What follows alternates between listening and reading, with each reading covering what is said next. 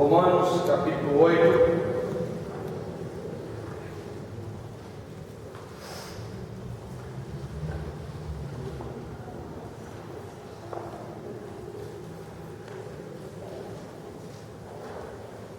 Versículo 31.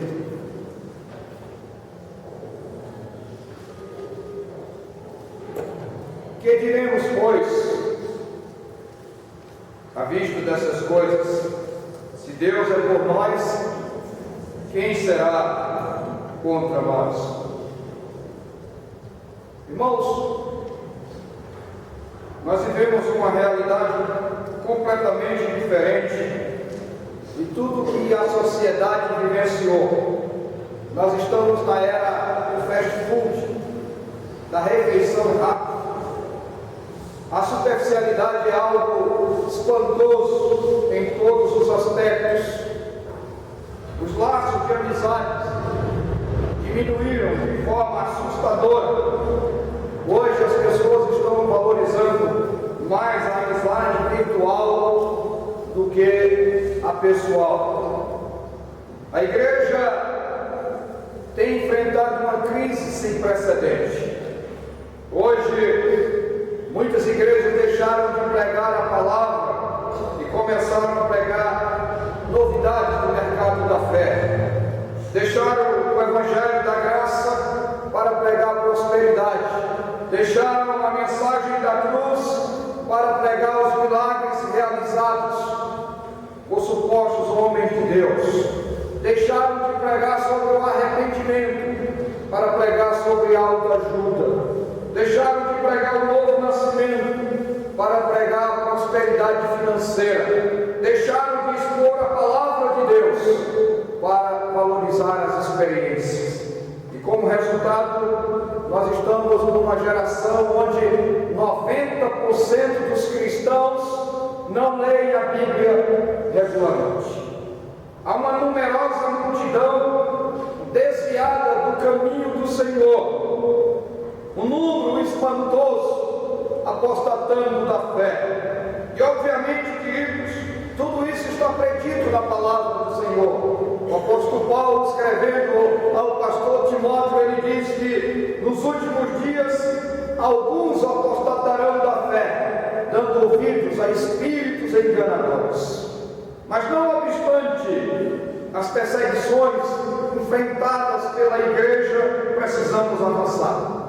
Precisamos batalhar pela fé uma vez dada aos santos. Precisamos estar com azeite na candeia, porque a qualquer momento o Senhor Jesus pode voltar para buscar a igreja. E a promessa não é para covardes e tímidos. A promessa não é para aquele que olha para trás. A promessa não contempla o que desiste no caminho, mas a promessa é para o vencedor. Em Apocalipse está escrito: ao que vencer, dar-lhe-ei de comer da árvore da vida que está no paraíso de Deus. E o poeta canta que não é dos fortes a vitória, nem dos que correm melhor, mas dos fiéis e sinceros que seguem juntos ao Senhor. Charles Hebdo afirma que esta é provavelmente a mais majestosa porção que o apóstolo Paulo nos legou. É o clímax da sua argumentação.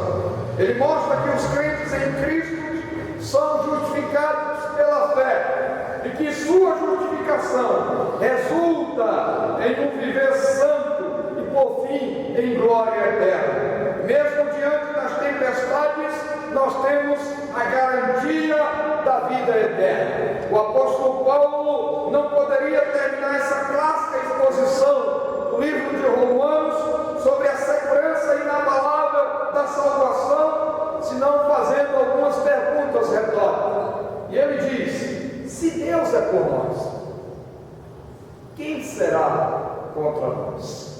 Observe, querido, que Paulo não pergunta quem é contra nós, porque se assim o fizesse, o inferno inteiro se levantaria, vociferando o seu ódio incontido. A pergunta é: se Deus está do nosso lado, poderá deter-nos ou resistir-nos?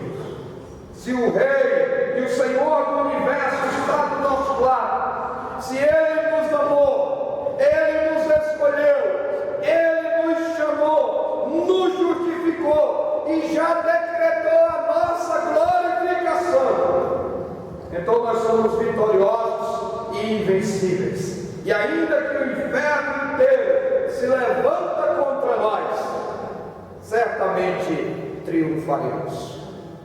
John Stott afirma que o mundo, a carne e o diabo podem continuar lutando-se contra nós, porém nunca poderá vencer se Deus é por nós. Irmãos, nós temos a certeza de que Deus é por nós e provou isso, porque Ele enviou o seu Filho. No capítulo 8, versículo 32 diz: aquele que nem mesmo seu próprio Filho poupou, antes o entregou por todos nós. O Filho é por nós e prova isso intercedendo junto ao Pai. Está em Romanos, no capítulo 8, versículo 33 e 34. Quem tentará acusação contra os escolhidos de Deus? É Deus quem justifica. Quem os condenará? Pois foi Cristo quem morreu, ou antes quem ressuscitou dentre os mortos, o qual está à direita de Deus e intercede por nós. E o Espírito Santo também é por nós, assistindo-nos em nossas fraquezas e intercedendo por nós com gemidos inexprimíveis. Meus queridos, diz a palavra que Deus trabalha para que todas as coisas contribuam para o nosso bem, em sua pessoa e em sua providência. Deus é por nós. Por vezes nós lamentamos como Jacó: todas essas coisas me sobrevêm, quando na verdade tudo está trabalhando ao nosso favor. Ele afirma que nada pode nos separar do amor de Cristo. E observa que ele traz uma lista enorme de situações, tanto no aspecto físico como espiritual, tanto social como pessoal. Ele fala da tribulação, da angústia, da perseguição, da fome, da nudez, do perigo ou da espada. Mas ele afirma com muita convicção: eu estou certo de que nem a morte, nem a vida, nem os anjos, nem os principados, nem as potestades, nem o presente, nem o porvir, nem a altura, nem a profundidade, nem alguma outra criatura poderá nos separar do amor de Deus que está em Cristo Jesus, nosso Senhor. Meus irmãos, obviamente você precisa ter a compreensão de que a sua vida está fundamentada, está alicerçada em Cristo, e que nada pode separar-nos do amor de Deus. Não é por causa da nossa força, não é por causa das nossas convicções, não é por causa da nossa humanidade, porque nós nada somos. Não podemos esquecer as nossas fragilidades, não podemos esquecer as nossas contradições. A semelhança do apóstolo Pedro, ele disse a Jesus, quando Jesus estava explicando aos seus discípulos o que ia acontecer no final daquele dia, e Jesus disse: olha, eles vão me prender e todos vocês vão fugir. E Pedro disse: Senhor, mesmo que todos te neguem, eu nunca te negarei, mesmo que todos te deixem, eu nunca te deixarei, eu estou pronto a morrer por ti. E ele estava sendo sincero na sua convicção, ele estava sendo sincero na sua afirmação. Mas Jesus olhou para ele com um olhar divino. A Bíblia diz, lá no Salmo 103, que Deus olha para nós e sabe que somos pó. Jesus olhou para ele e disse: ô Pedro, antes que o galo cante, tu me negarás 3 vezes. E não vai ser amanhã, é hoje. E naquela noite Pedro negou Jesus 3 vezes. E quando ele negou pela última vez, diz a Bíblia que o galo cantou, ele olhou para Jesus, Jesus olhou para ele, e ele saiu daquele lugar amargurado, deprimido, desanimado, vencido, arrasado, derrotado, sem força, sem sonho, sem expectativa, sem esperança, sem vontade de viver. jovem aqui, eu acho que Pedro ficou com a síndrome do galo. Ele não podia ouvir um galo cantar, que ele lembrava que havia negado Jesus 3 vezes. Mas depois, quando Jesus Cristo veio ao encontro de Pedro, que o restaurou e lhe perdoou, perguntou: Pedro, tu me amas? E ele chorou, porque Jesus perguntou 3 vezes, mas ele foi curado, foi restaurado. Agora Pedro, penso eu, quando ouvia o canto do galo, mais velho, mais experiente, mais próximo do Senhor, ele sorria e lembrava da sua fragilidade, lembrava da sua humanidade, lembrava que ele não era nada, que era absolutamente dependente da graça do Senhor. Sem o Senhor nós não somos nada, queridos. Por isso a gente pode afirmar que nada vai nos separar do amor de Deus, mas por causa do Senhor, por causa da ação de Deus em nossa vida. Primeiro, por causa da ação do Espírito Santo, porque sem o Espírito Santo nós não somos nada. Sem o Espírito Santo não temos vida, somos semelhantes ao vale de ossos secos. E o apóstolo Paulo em Efésios diz que ele nos deu vida, estando nós mortos em nossos delitos e pecados. Nós dependemos do Espírito Santo. Ele nos convence, ele nos conduz na confissão ao nome de Jesus, ele nos concede vitória, ele nos renova. A Bíblia nos diz que ele nos assiste em nossas fraquezas, porque nós não sabemos orar como convém.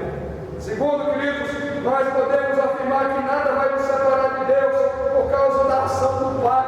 Foi Deus que nos predestinou desde toda a eternidade. Ele nos escolheu antes da fundação do mundo. O texto lá de Romanos 29:30 do capítulo 8 diz: porque os que dantes conheceu, também nos predestinou para serem conforme a imagem do seu Filho, a fim de que ele seja primogênito entre muitos irmãos.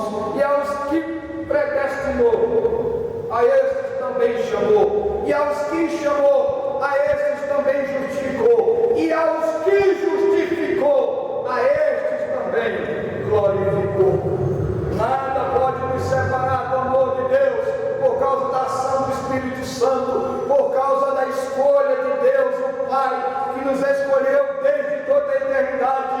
Mas também nada pode nos separar, porque Jesus não abandona as suas ovelhas. Louvado seja o nome de Jesus. Há um cântico que eu gosto muito que diz que mesmo que você se afaste dele, ele continua a te amar, porque Deus, ele não desiste de amar você. Foi Jesus quem disse: as minhas ovelhas são minhas, eu dou-lhes a vida eterna e ninguém as arrebatará da minha mão. E o poeta canta: se alguém me convidar para deixar Jesus, eu direi não, 1000 vezes não. Há um elo muito forte entre ele e eu sou dele e ele é meu. E o outro poeta canta: pode alguém me afastar da família querida, só não vai me afastar de Jesus. Pode alguém castigar o meu corpo, ou tirar a visão dos olhos meus. Pode alguém vasculhar meu passado e tratar-me com ódio e rancor. Pode alguém me afastar da família querida, só não vai me afastar de Jesus. Eu lembro que quando Fidel Castro ganhou a guerra em Cuba, ele proibiu que os pregadores anunciassem o Evangelho de Jesus Cristo, e aqueles que desobedeciam eram presos e continuassem a morte. O pastor Hernandes desobedeceu, e Fidel então mandou fuzilar a sua família. Colocaram então a sua filha mais velha à frente do pilotão, e o capitão então perguntou ao pastor Hernandes: Hernandes, tu negas o nome de Jesus? E ele então cantou parte daquela música: estou seguindo a Jesus Cristo, este caminho eu não desisto, estou seguindo a Jesus Cristo, atrás não volto mais. E eles então fuzilaram a filha mais velha, colocaram a mais nova. Hernandes, Hernandes, tu negas o nome de Jesus. A menina estava com a venda nos olhos. E ele novamente cantou parte da música. E eles fuzilaram a mais nova. Colocaram então a sua esposa. E então perguntou novamente o capitão: Hernandes, Hernandes, tu negas o nome de Jesus como o Senhor e Salvador da tua vida? E ele então começou a orar dizendo: Senhor Jesus, o Senhor sabe que eu te amo, que eu procurei com todas as forças ser fiel ao Senhor, mas diante dessa situação eu não tenho forças para continuar confessando o teu nome. Enquanto ele orava, a sua esposa, ouvindo a sua voz, gritou: Hernandes, Hernandes, não negues o nome de Jesus. Hernandes, Hernandes, não negues o nome de Jesus, porque eles podem matar o nosso corpo, mas não podem matar a nossa alma. Hernandes, Hernandes, não negues o nome de Jesus, porque dentro em breve nós estaremos com o Senhor Jesus para todo sempre. E aí ele cantou: estou seguindo a Jesus Cristo, este caminho não desisto, estou seguindo a Jesus Cristo, atrás não volto mais.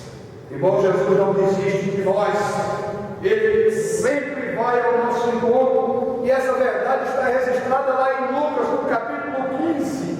A ovelha saiu do aprisco, perdeu-se, mas o pastor amado foi em busca, procurou, se expôs até achá-la e a trouxe de volta. Foi Jesus quem disse: eu sou o bom pastor, e o bom pastor dá a vida pelas suas ovelhas. Meu querido, como podemos afirmar a semelhança do apóstolo que nada vai nos separar do amor de Cristo? Existem três coisas que nós devemos observar para que tal afirmação seja verdadeira e não apenas fruto de um emocionalismo exacerbado. Primeira coisa é que a nossa vida precisa estar orientada, respaldada pela palavra de Deus. Seguindo o exemplo de Esdras, diz a palavra lá em Esdras capítulo 7, versículo 10, que Esdras dispôs o coração para buscar a lei do Senhor, para cumprir e para ensinar em Israel todos os seus estatutos. A palavra é o fundamento do cristão. A palavra é o alimento da alma. A palavra ilumina os olhos, alegra o coração e restaura a alma. Ela é o alimento do cristão. Ela é o refrigério para o nosso interior. Ela nos renova, ela nos reaviva. Ela é a bússola do pastor, o cajado do piloto. Ela é lâmpada para os meus pés e luz para os meus caminhos. Segundo, nós precisamos deixar o pecado, porque a palavra é o cajado do pastor e a bússola do piloto. Nada pode nos separar de Deus, nem a angústia, nem a perseguição, nem as coisas do presente ou do porvir, nem anjos, nem principados, nem a morte pode nos separar de Deus, mas o pecado pode. Ele é o maior mal, é o maior veneno. Deus disse por boca do profeta Isaías: mas as vossas iniquidades faz separação entre vós e o vosso Deus, e os vossos pecados Deus encobre o seu rosto, para que não vos ouça. Nós precisamos abandonar o pecado, queridos, e viver uma vida santa no altar de Deus.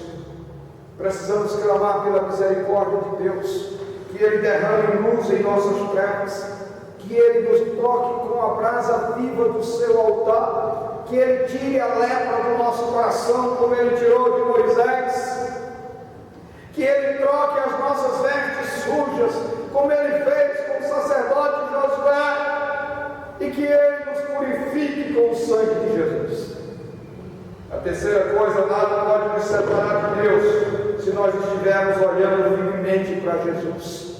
Esse é o grande problema da igreja.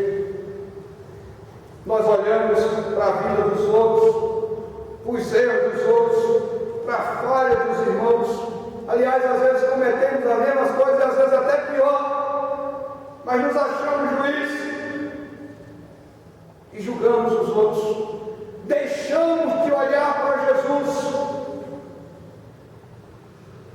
E esse é o grande problema, porque a igreja está desnutrida, porque a igreja não está avançando, porque a igreja não está avivada, porque nós deixamos de olhar para Jesus. E na hora que nós deixamos de olhar para Jesus e começamos a olhar para os outros, nós começamos a enfraquecer, a esfriar na fé, a esmorecer.